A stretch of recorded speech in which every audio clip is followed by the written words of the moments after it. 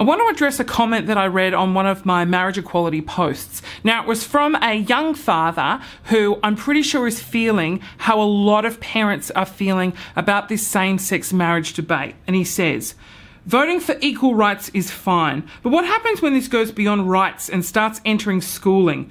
I think homosexuality is something you discover on your own, and in no way do my kids need to find out about it in a classroom. If this was a pure vote for rights of marriage, I'd be all for it, but all the other bullshit that comes with it gets a big no from me.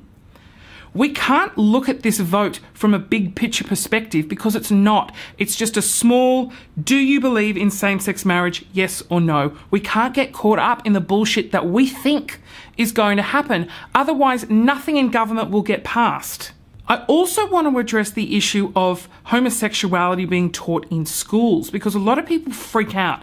You are born gay. You are not taught to be gay. You are not taught to be straight. Look, imagine your young son. He's gay. You don't know it yet. He doesn't realise it yet. He thinks he's really different. He gets depression because he's not like the other boys.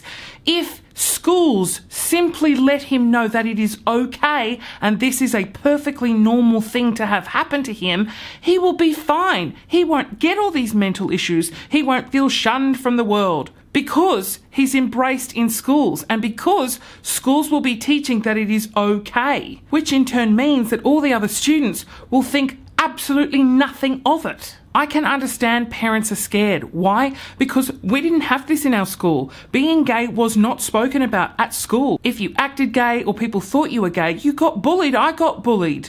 And we don't want that for our kids. I think that's the biggest fear is we think our kids will be lesser off if they turn out to be gay. But you can't just suppress that and you can't just push it down until a child becomes 18 and can make their own decisions. It's not healthy. I understand where this father is coming from. I really get it.